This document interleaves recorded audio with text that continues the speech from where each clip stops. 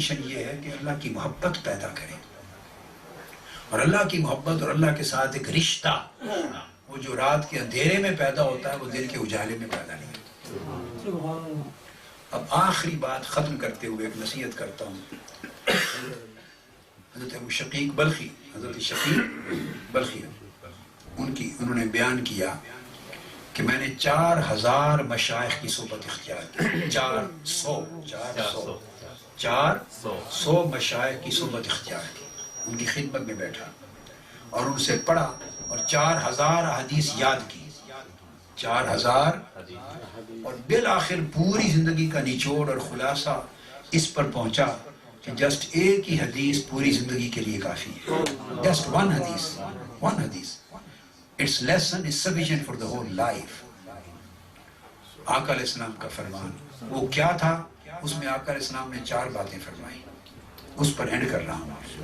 4 کیا فرمائی؟ آقا علیہ السلام نے فرمایا، بندے، اللہ کا حکم یہ ہے، بندے اس دنیا میں تیرا قیام کتنا ہے اور آخرت میں قیام کتنا ہے، دونوں کو کیلکولیٹ کر لے۔ دنیا میں جتنا تیرا سٹے ہے اس کے مطابق دنیا کی تیاری کر، دنیا کی تیاری فاروق صاحب، اور دنیا کی کمائی اور دنیا کی تیاری اتنی کر، کیا؟ دنیا کے ارینجمنٹس، دنیا کی اچیومنٹس، دنیا کی ارننگز، اس پر محنت تگ و دو اتنی کر جتنا دنیا میں تیرا سٹے ہے، according to your stay in this world. Just work for دنیا according to your stay in this world. اور پھر آخرت میں دیکھ کہ مرنے کے بعد قیامت تک تیرا کتنا سٹے ہوگا قبر میں اور آخرت میں۔ That is endless. There is no comparison at all between your time span of living in this world and time span which you are going to spend in your grave up till the day of judgment. There is no comparison. آقا نے فرمایا جتنا آخرت میں رہنا ہے, the time you are going to spend in your life hereafter, اس کے مطابق work for that according, اتنا کچھ جمع کر جتنا آخرت میں رہنا ہے. آدمی نے جتنا رہنا ہو نا اتنا سامان جمع کرتا ہے نا. کسی جگہ اگر 1 دن رہنا ہو تو 1 دن کی خوراک کرتا ہے, 5 دن رہنا ہے تو 5 دن کا سامان کرتا ہے, مہینے کے لیے رہنا ہے تو مہینے کا ارینجمنٹ کرتا ہے. آپ مہینے کے اخراجات کرتے ہیں نا کہ یہ میرا بجٹ ہے مہینے کے بھی ایکسپینسز کرنے ہیں, جتنا رہنا ہو اتنے ایکسپینسز کے لیے بندہ ارینجمنٹ کرتا ہے.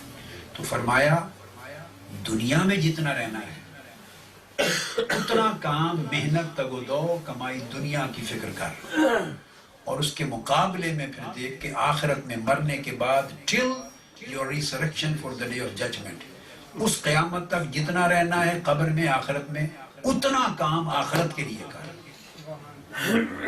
یہ آپ کو مین کی پوائنٹ دے رہا ہوں, کی دے رہا ہوں, to open the door, key to open the door of spirituality, روحانی زندگی کو کھولنے کی چابی دے رہا ہوں. کمپیئر کر لیں کہ دنیا میں 40 سال رہنا ہے, 50 سال, 60 سال, 70 سال, 80 سال, میکسیمم 100 ایئرس, اس سے زیادہ تو کوئی نہیں رہتا. 100 سال بھی دیکھ لیں تو 100 سال, 60 سال, 70 سال کے مطابق اتنی ضرورت ہے, اتنی کمائی کر دنیا کی. آخرت میں آپ نے لینا ہے millions and millions and millions and millions of years, everlasting time, endless.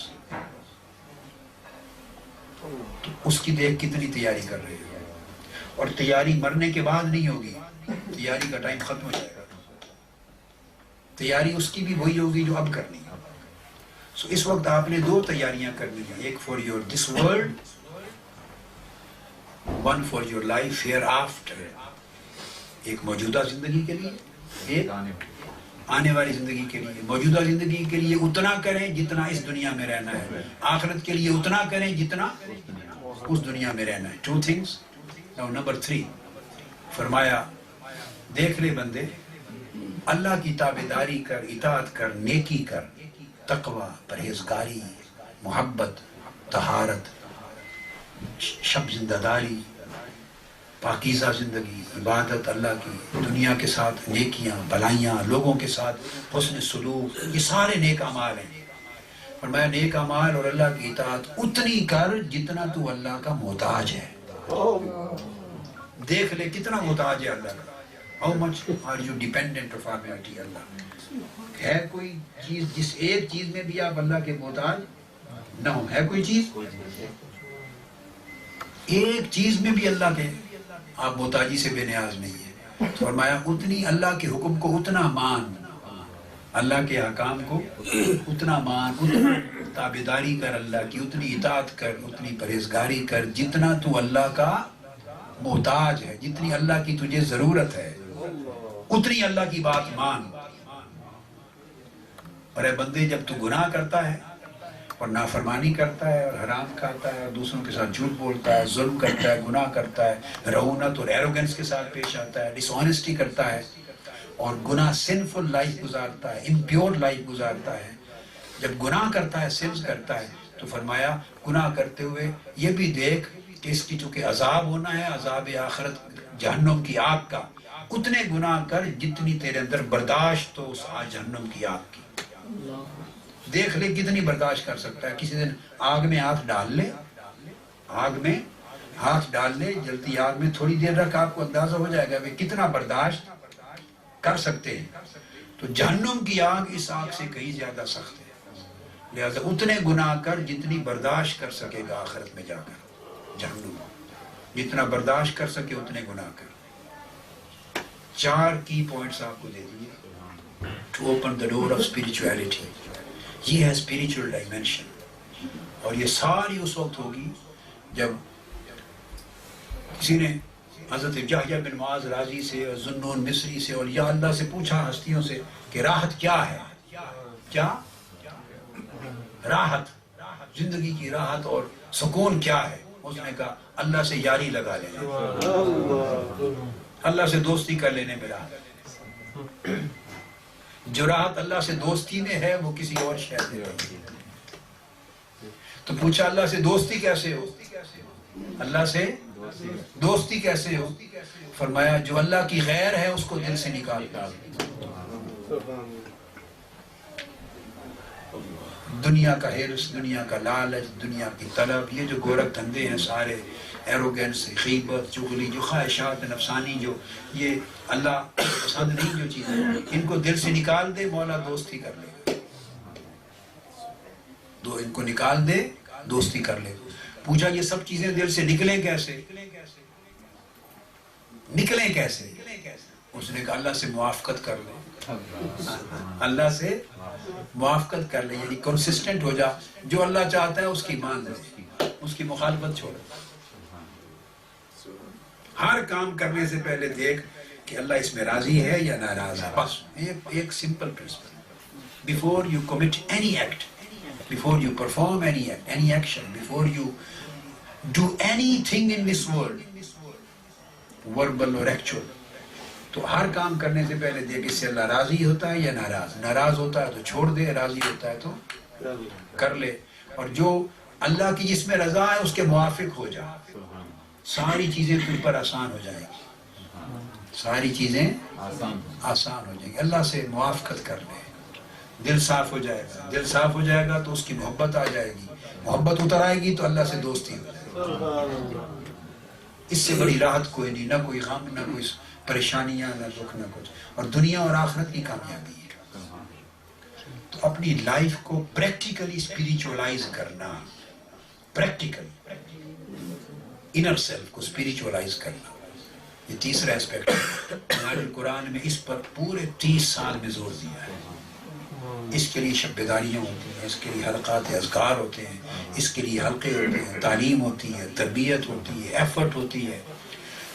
10 دن کے اعتکاف ہوتے ہیں، 50-60 ہزار آدمی. میں عشاء کی نماز، تراویح کے بعد تہجد، سحری تک 5 گھنٹے ہر رات خطاب کرتا ہوں 60 ہزار آدمیوں سے. یہی باتیں سمجھاتا ہوں، اسپریچولائز کرتا ہوں، how to change their life. اور لوگ بدلتے ہیں، ہزاروں لاکھوں لوگ قاتل، 200 500 400 لوگوں کے قاتل، فیملیز آپس میں آتی ہیں. بڑے بڑے لوگ ان کو، قاتلوں کو، بڑے بڑے نامی گرامی مرڈررز ان کو لے آتے ہیں. کوئی فیملیوں کے جن کے قتل ہوتے ہیں ان کو لاتے ہیں، تنظیمیں لے آتی، چلو آ کے اعتکاف میں بیٹھ. تو آخری دنوں میں لوگوں کا دل ہوتا ہے، بیٹھتے ہیں اور آخری دن وہ مرڈر پوری لائف کی توبہ کر کے جاتے ہیں. وہ کہتے ہیں کہ ساری زندگی گوائی ہے، جو لذت ان 10 دنوں کی راتوں میں آئی ہے وہ زندگی میں نہیں آئی. بڑے بڑے گناہگار آتے ہیں. میں آپ کو اللہ کو گواہ بنا کے کہتا ہوں، میرے پاس آدمی آ گیا شراب میں دھت تھا. اس نے کہا جو لذت اب آپ نے دے دی ہے، جو نشہ پلا دیا ہے، اب شراب کے نشے میں وہ لذت نہیں، تو مجھے 80 کوڑے ماریں اور سزا دیں تاکہ میری شراب چھوٹ جائے. میں نے اس کو ایسے تھپڑ مار دیے. میں نے کہا جو آج کے بعد شراب نہ پینا اور میری مجلس میں قریب بیٹھا کرو، بالکل سامنے، تاکہ تمہارے سانس کی سمیل بھی مجھے آئے. اگر دل کرے شراب کا تو پی کے آ جایا کرو، جو حیا آئے تو چھوڑ دیں. شراب پی کے بھی آنا ہو تو آ جایا کرو، اگر خیال رکھنا کہ میرے سامنے بیٹھاؤں گا تاکہ تمہاری سمیل بھی آئے. اگر حیا آئے کہ سمیل آئے گی اچھی بات نہیں تو چھوڑ دو شراب. چھوڑ دی. ایسے لاکھوں لوگ، ملینز کی تعداد میں گناہ کرتے ہیں بڑے بڑے عجیب حال میں. میں نے کسی کو نہیں دھتکارا لائف میں. آقا علیہ السلام کی سنت ہے. آقا علیہ السلام کسی بڑے سے بڑے بدکار کو دھتکار میں نہیں تھے. میں نے نہیں دھتکارا چلے جاؤ تم اس ایسے ہو ویسے ہو چلا جا. نہیں. میں کہتا ہوں کہ اللہ نے طبیب کی ڈیوٹی لگائی ہے میری. اگر ڈاکٹر اور طبیب بھی، اور گناہگار مریض ہوتا ہے، گناہگار، اگر طبیب ڈاکٹر اپنے مریض سے نفرت کرے تو علاج کون کرے گا؟ تو اس کو گلے لگاتے ہیں. تو اللہ پاک، اور یہ فرشتوں کی دنیا تو ہے نہیں، انسانوں کی دنیا ہے. حضور نے بھی فرمایا میری شفاعت گناہگاروں کے لیے.